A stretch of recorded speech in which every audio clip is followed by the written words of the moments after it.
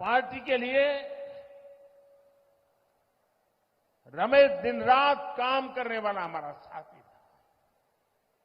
वो अच्छे प्रवक्ता थे, लेकिन उनकी हत्या कर दी गई थी। मैं उन्हें आज अपनी श्रद्धांजलि अर्पित करता हूं। இங்க சேலத்துல நான் கால் பதிச்சோன்னு என்னுடைய நெருங்கிய நினைவுகள், நண்பர்கள் இவங்களை பத்தி எல்லாம் யோசிக்கும் போது திரு KN லட்சுமணன் ஐயா அவர்களை நான் நினைவு கூறுகிறேன். தமிழகத்துல பாரதிய ஜனதா கட்சி காலூன்றுவதற்காக தொடக்க காலத்தில் பாடுபட்ட மிக அற்புதமான மனிதர். எமர்ஜென்சி காலத்துல கூட அவர் பல தடைகளை மீறி கட்சியை வளர்க்க பாடுபட்டவர், பல பள்ளிகளை நடத்தியவர்.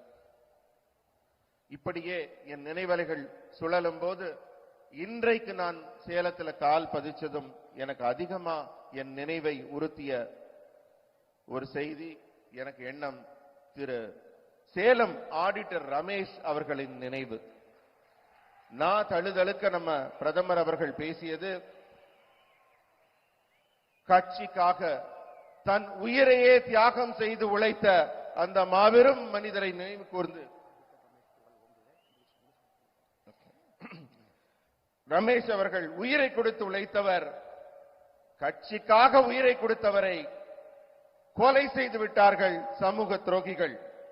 அந்த நேர்மையாளரை இந்த மண்ணிலே நினைத்து நான் அஞ்சலி செலுத்துகிறேன், இதயபூர்வமான அஞ்சலி செலுத்துகிறேன். அனைவரும் எழுந்து நின்று கட்சிக்காக உயிர் நீத்த அந்த மாபெரும் மனிதர் ஆடிட்டர் ரமேஷ் அவர்களை நினைவு கூர்ந்து அவர் பெயரை சொல்கிறேன், வாழ்க என்று உரத்த குரலில் கூறுங்கள். ஆடிட்டர் ரமேஷ் அவர்கள் புகழ், ஆடிட்டர் ரமேஷ் அவர்கள் புகழ். साथियों, अभी तो चुनाव अभियान की शुरुआत हुई है, लेकिन इंडिया अलायंस के प्लान मुंबई में उनकी पहली रैली में ही उनका मैनिफेस्टो, उनके बद इरादे खुल करके सामने आ गए हैं। मुंबई के शिवाजी पार्क में इंडी अलायंस ने खुलेआम घोषणा की है कि हिंदू धर्म की जिस शक्ति में आस्था होती है, उन्हें इस शक्ति का विनाश करना है। हिंदू धर्म में शक्ति किसे कहते हैं, ये तमिलनाडु का हर व्यक्ति जानता है. நண்பர்களே, தேர்தல் பிரச்சாரம் இப்ப படு வேகமாக நாடு முழுவதும் தொடங்கிவிட்டது. ஆனால் தொடக்கத்திலேயே காங்கிரஸ் திமுகவின் இந்தி கூட்டணியின் எண்ணம் என்ன என்பது தெளிவாக புரிந்துவிட்டது. மும்பையில சிவாஜி பார்க்ல நடந்த அவங்களோட முதல் பேரணியிலேயே அவங்க அசல் ரூபம் என்னன்னு தெரிய வந்துருச்சு. இந்து மதத்தின் மீது நம்பிக்கை வைத்திருக்கும் நமக்கெல்லாம் அதன் சக்தி என்ன என்று தெரியும். அதை அழிப்பது ஒன்றே தனது நோக்கம் என்று அவர்கள் தொடங்கி இருக்கிறார்கள் தங்கள் பிரச்சாரத்தை. இந்து மதத்துல சக்தி என்பது என்ன, சக்தியை நம்ம எப்படி வழிபடுறோம் என்பதை தமிழ்நாட்டு மக்களுக்கு நான் சொல்லி தெரிய வேண்டியதில்லை, உங்க ஒவ்வொருத்தருக்கும் ரொம்ப நன்றாக தெரியும். यहां कोट्टई मारियम्मन मंदिर के ऊपर ठीक सामने लिखा है ओम शक्ति। मां मारी अम्मन यहां की शक्ति है। तमिलनाडु में शक्ति कांची कामाक्षी है, यहां शक्ति मदुरई मीनाक्षी है, यहां कन्याकुमारी शक्तिपीठ है, यहां की शक्ति समयपुरम मारियम्मन है। हिंदू धर्म में शक्ति का मतलब होता है मातृशक्ति, नारी शक्ति। कांग्रेस और डीएमके का इंडी अलायंस कह रहा है कि वो इसका विनाश करेंगे। நண்பர்களே, இங்க இருக்க கோட்டை மாரியம்மன் கோவில்ல கொட்டை எழுத்துல அந்த வாசகம் எழுதப்பட்டிருக்கு. கோவில்ல என்னென்று ஓம் சக்தி என்று எழுதியிருக்கிறது. அன்னை மாரியம்மனை நாம் இங்கு சக்தியின் வடிவமாக வழிபடுகிறோம். தமிழ்நாட்டில் காஞ்சி காமாட்சி என்று ஒரு சக்தி பீடம், அதன் வழிபாடும் இருக்கிறது. இங்கே மதுரை மீனாட்சி அம்மன் சக்தியின் வடிவமாக கொண்டாடப்படுகிறார். கன்னியாகுமரியிலே ஒரு சக்தி வழிபாட்டுக்குரியவராக தெய்வத்தின் வடிவாக இருக்கிறார். இங்குள்ள சக்தி வாய்ந்த தெய்வம் சமயபுரம் மாரியம்மன் என்று சக்தி மிக்க தெய்வங்கள் எல்லாம் பெண் வடிவில தமிழகத்துல சக்தியை வணங்கி, இந்து மதத்தில் சக்தி என்பதற்கு ஒரு மிகப்பெரிய பொருள், மிகப்பெரிய அர்த்தம் இருக்கிறது. ஆனால் இந்த காங்கிரஸ் திமுக கூட்டணி இருக்கிறதே, அவர்கள் இந்த சக்தியின் வடிவத்தை, இதன் ஆன்மீக அம்சத்தை, இந்த சனாதனத்தை அழித்து விடுவோம் என்று கூறி வருகின்றனர். இதை அனுமதிக்க முடியுமா? साथियों, इंडी अलायंस वाले लोग बार बार जानबूझकर हिंदू धर्म का अपमान करते हैं। हिंदू धर्म के खिलाफ इनका हर बयान बहुत सोचा समझा हुआ होता है। आप देखिए, और किसी धर्म का अपमान डीएमके कांग्रेस का इंडी अलायंस कभी नहीं करता। किसी और धर्म के खिलाफ इनकी जुबान से एक शब्द नहीं निकलता, लेकिन हिंदू धर्म को गाली देने में ये एक सेकंड नहीं लगाते। ऐसा कैसे हो सकता है? कैसे ऐसा हो सकता है? इन्होंने तमिल संस्कृति के प्रतीक पवित्र सेंगोल की संसद में स्थापना का विरोध किया।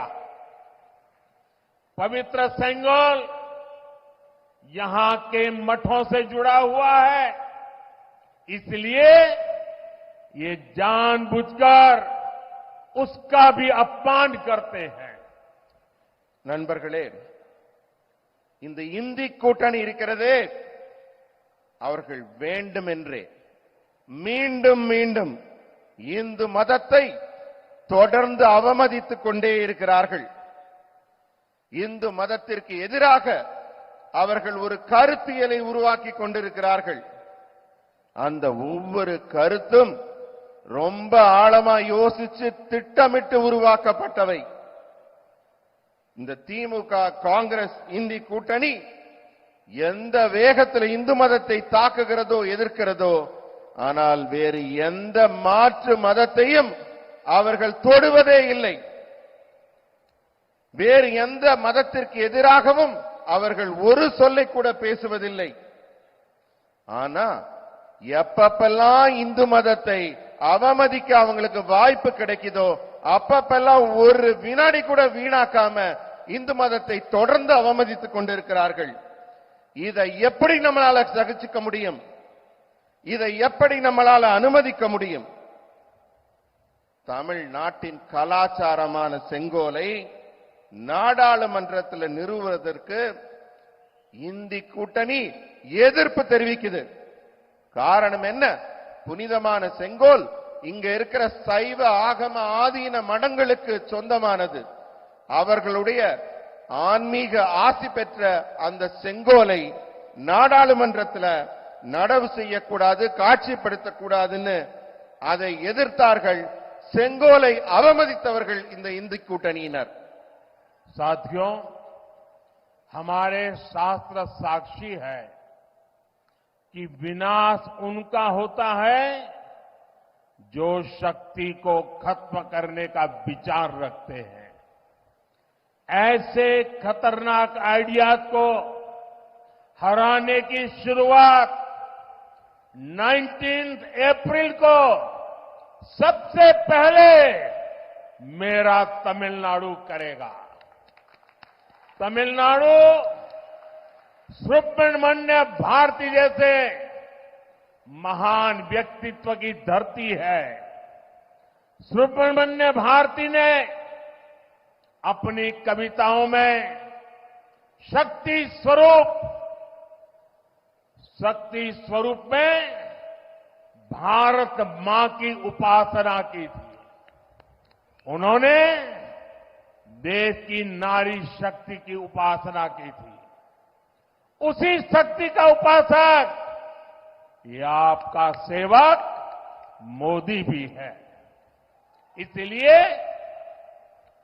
शक्ति का विनाश करने की इच्छा रखने वालों को तमिलनाडु सजा देकर रहेगा और ये तमिलनाडु के कोटि कोटि जनों की गारंटी है। நண்பர்களே, இந்த இந்து தர்மத்தில் வழிபாட்டுக்குரிய இந்த சக்தியின் தன்மையை அழிக்க நினைப்பவர்களுக்கு நான் சொல்லிக் கொள்கிறேன், இதை அழிக்கணும்னு நினைக்கிறவங்க தான் அழிஞ்சு போனதுக்கான ஏராளமான அடையாளங்கள் நம்ம சாஸ்திரங்கள்ல இருக்கு. ஏப்ரல் 19ஆம் தேதி தமிழகத்திலிருந்து தான் இந்த அழிவு அவர்களுக்கு தொடங்க போகுது. முதல் கட்டமா நீங்க தான் வாக்களிக்க போறீங்க. நம்ம சுப்பிரமணிய பாரதி அவர்கள் சக்தியை பெண் வடிவிலே சக்தியை வழிபட்டவர். சக்தியை பெண் வடிவிலே பாரத அன்னை என்று போற்றியவர். அவர் நாட்டின் பெண் சக்தியை வணங்கினார். நான் சுப்பிரமணிய பாரதியார் வழியில நானும் ஒரு சக்தி உபாசகன், மோடி ஆகிய நானும் ஒரு சக்தி உபாசகன். எனவே சக்தியின் அடையாளத்தை யார் யாரெல்லாம் அழிக்கணும்னு நினைக்கிறாங்களோ அவர்களை வரும் ஏப்ரல் 19 தமிழகம் மிக கடுமையாக தண்டிக்கும். இந்த உத்தரவாதத்தை தமிழகம் தருகிறது. साथियों, आपका ये सेवक मोदी देश की नारी शक्ति की हर परेशानी के आगे ढाल बनकर खड़ा है। महिलाओं को स्मोक फ्री लाइफ देने के लिए हमने उज्ज्वला एलपीजी गैस कनेक्शन दिए। हमने फ्री मेडिकल ट्रीटमेंट के लिए आयुष्मान योजना शुरू की। इन सभी योजनाओं के केंद्र में नारी शक्ति ही है। जब तमिलनाडु में 3,65,00,000 लोगों को फ्री राशन मिलता है तो तमिलनाडु की मेरी सिस्टर्स की चिंता कम होती है।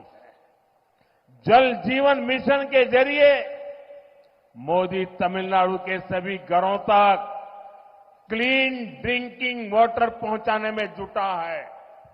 इससे तमिलनाडु की मेरी सिस्टर्स को पानी लाने की मुसीबत से मुक्ति मिल रही है। तमिलनाडु में मुद्रा योजना के तहत जो हजारों करोड़ रुपए का लोन दिया गया है उसकी ज्यादातर लाभार्थी ये मेरी बहनें हैं, हमारी बेटियां हैं।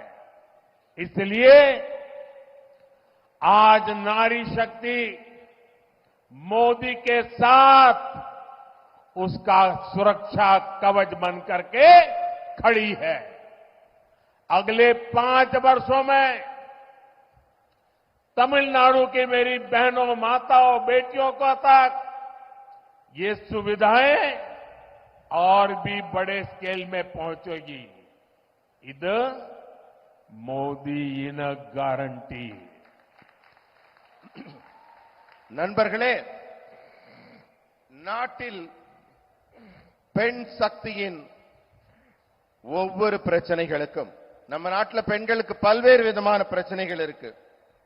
அந்த பிரச்சனைகள் எல்லாம் தீர்க்கும் விதமாக நான் அவர்களுக்கு ஒரு பாதுகாப்பு கேடயம் போல இருந்து அவர்களுக்கு பணி செய்கிறேன். உதாரணத்துக்கு, சமையலறை புகையில கஷ்டப்பட்ட பெண்களுக்கு அதிலிருந்து விடுதலை கிடைக்கும்படி உஜ்வாலா கேஸ் இணைப்புகள் வழங்கினோம். இலவச சிகிச்சைக்காக ஆயுஷ்மான் திட்டத்தை தொடங்கினோம். இது போன்ற திட்டங்கள் எல்லாம் பெண்களுக்கு நலம் தரும், பெண்களுக்கு பயன் தரும். அந்த அடிப்படை எண்ணம் அதுதான் மைய சக்தியாக இருந்திருக்கிறது. தமிழ்நாட்டில் 3,65,00,000 பேருக்கு இலவசமாக ரேஷன் கிடைக்கும் போது என்னுடைய தமிழ்நாட்டின் தாய்மார்களும் சகோதரிகளும் எவ்வளவு நிம்மதியா இருந்திருப்பாங்க. ஜல் ஜீவன் திட்டத்தில் அனைவருக்கும் வீட்டை தேடி குடிநீர் வருது. இதனால தண்ணீர் எடுக்கும் கவலை இல்லாமல் என் தமிழகத்தின் தாய்மார்களும் சகோதரிகளும் எவ்வளவு நிம்மதியாக இருப்பார்கள். முத்ரா கடன் பல்லாயிரம் லட்சக்கணக்கான கோடிகள் கடன் வழங்கப்படுது. தமிழகம் தான் இதுல முன்னிலையில் நிற்குது. அதிலும் குறிப்பாக முத்ரா கடனில் பெண்கள் தான் அதிகமாக கடன் பெற்று பயனடைகிறார்கள். இதனால எல்லாம் என்ன ஆச்சு தெரியுமா? இன்றைக்கு எந்த பெண் சக்திக்காக நாங்கள் திட்டங்களை நடத்தினோமோ அந்த பெண் சக்தி தான் இன்று எனக்கே பாதுகாப்பு கவசமாக இருக்கிறது. பெண்கள் தான் பாஜகவின் பாதுகாப்பு கவசம் போல இருக்கிறார்கள். அடுத்த 5 ஆண்டுகள்ல இந்த வசதிகள் இன்னும் பெரிய அளவில், இன்னும் நல்ல நல்ல நலத்திட்டங்கள் இந்த தாய்மார்களையும் சகோதரிகளையும் சென்று அடையும். இது மோடியின் உத்தரவாதம். साथियों, इंडी अलायंस के लोग महिलाओं के साथ कैसा व्यवहार करते हैं, तमिलनाडु इसका साक्षी रहा है. आपको याद होगा, जब जयललिता जी जीवित थी तब डीएमके के लोगों ने उनके साथ कैसा बिहेव किया था. यही डीएमके का रियल फेस है. इसलिए ये लोग पार्लियामेंट में विमेन रिजर्वेशन बिल का भी विरोध करते हैं. इसलिए तमिलनाडु में महिलाओं के खिलाफ अपराध बढ़ रहे हैं. 19 अप्रैल को मेरी माताओं बहनों को डीएमके के इस महिला विरोधी माइंडसेट के खिलाफ भी वोट करके उनको सजा देनी है. நண்பர்களே, இந்தி கூட்டணி, இந்த திமுகவும் காங்கிரசும் பெண்களை எப்படியெல்லாம் கேவலமாக நடத்துகிறார்கள், இழிவுபடுத்துகிறார்கள். இதுக்கெல்லாம் தமிழ்நாடு தான் சாட்சி. உங்களுக்கு நினைவு இருக்கலாம், ஜெயலலிதா அம்மா உயிரோடு இருந்தப்ப அவரை திமுக காரங்க எப்படியெல்லாம் இழிவுபடுத்தினார்கள். கொஞ்சம் நினைச்சு பாருங்க. அதுதான் அவங்களோட உண்மையான முகம். அதனால தான் அவங்க இன்றைக்கு நாங்க மகளிர் இடஒதுக்கீடு மசோதாவை கொண்டு வரும்போது நாடாளுமன்றத்தில் அதை எதிர்க்கிறார்கள். தமிழ்நாட்டில் தான் பெண்களுக்கு எதிரான குற்றங்கள் மலிந்து போயிருக்கிறது. ஆகவே என் தமிழகத்தின் தாய்மார்களே, என் சகோதரிகளே, வர்ற ஏப்ரல் 19ஆம் தேதி நீங்க வர்ற இந்த தேர்தல்ல வழங்கக்கூடிய ஒரு தீர்ப்பு இருக்கிறதே, அது திமுகவுக்கு வழங்கக்கூடிய ஒரு பாடமாக இருக்க வேண்டும். பெண்களுக்கு எதிரான அவர்கள் மனநிலையை கண்டிப்பதாக நீங்கள் வாக்களிக்க வேண்டும். साथियों, डीएमके और Congress two sides of the same coin है। डीएमके और कांग्रेस का मतलब है बिग करप्शन, डीएमके और कांग्रेस का मतलब है वन फैमिली रूल। इसलिए देश में कांग्रेस की छुट्टी हुई तो देश आज 5G टेक्नोलॉजी में पहुंच गया है। लेकिन तमिलनाडु में डीएमके का अपना अलग ही 5G चल रहा है।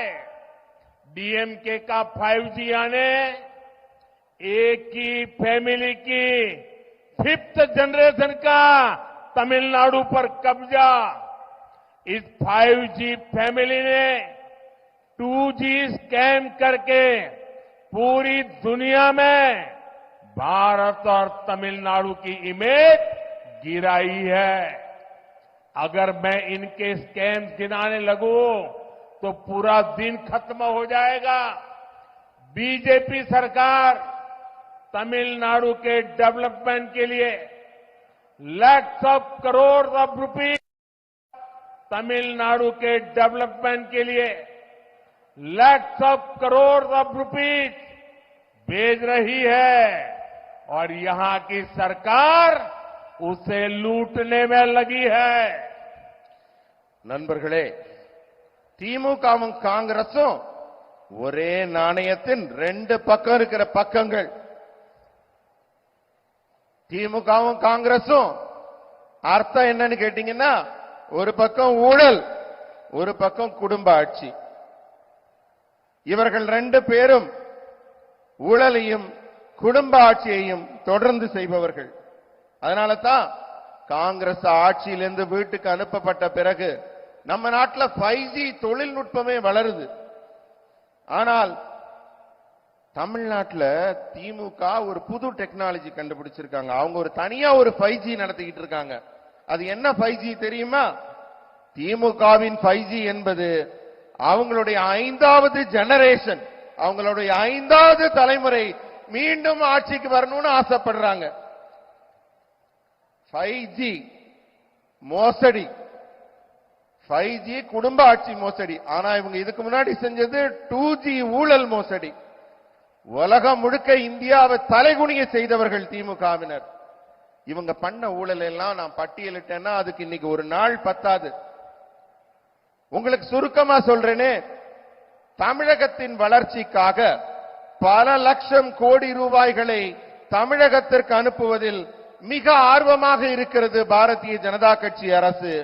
ஆனா இங்க இருக்க அரசு அந்த பணத்துல எப்படியெல்லாம் கொள்ளையடிக்கலாம் என்பதிலேயே குறியாக இருக்கிறது.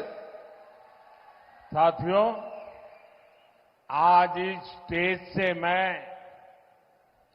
पीपल्स लीडर मक्कल तलेवर अय्या जी के मुपनार जी को भी याद करना चाहता हूं। मुपनार जी जैसे स्टॉलवर्ड नेता नेशनल पॉलिटिक्स में बहुत आगे तक जा सकते थे, लेकिन डायनेस्टिक पार्टी ने उन्हें आगे नहीं बढ़ने दिया। वो प्राइम मिनिस्टर भी बन सकते थे, लेकिन डायनेस्टिक पार्टी ने ये भी नहीं होने दिया। இந்த மேடையில் மக்கள் தலைவர் திரு ஜி.கே. மூப்பனார் ஐயாவை நான் நினைவு கூறுகிறேன். எத்தனை பெரிய தலைவர் அவர்! தேசிய அரசியலில் மிகப்பெரிய உயரங்களை தொடக்கூடியவராக இருந்தார். அவர் மட்டும் மனது வைத்திருந்தால் பாரத திருநாட்டின் பிரதமர் என்ற அந்தஸ்தை பெற்றிருக்கக்கூடியவர். ஆனா அவரை அந்த காங்கிரஸ் குடும்ப ஆட்சி வளரவிட்டதா? அவருக்கு எதிரான எல்லா வேலைகளையும் செய்து ஒரு தமிழராகி அவரை வளரவிடாமல் செய்ததுதான் காங்கிரஸ் கட்சியின் குணம். साथियों, तमिलनाडु वो धरती है जिसने हमें पेरुंदलेवर अया के कामराज जैसे ग्रेट लीडर दिए हैं। चाहे पॉलिटिक्स में ऑनेस्टी की बात हो या फिर उनकी मिड डे मील जैसी क्रांतिकारी वेलफेयर स्कीम्स हो, वो हमारे लिए बहुत बड़ी इंस्पिरेशन रहे हैं। गरीब बच्चों तक एजुकेशन को ले जाने के लिए उनके कार्यों को आज भी याद किया जाता है।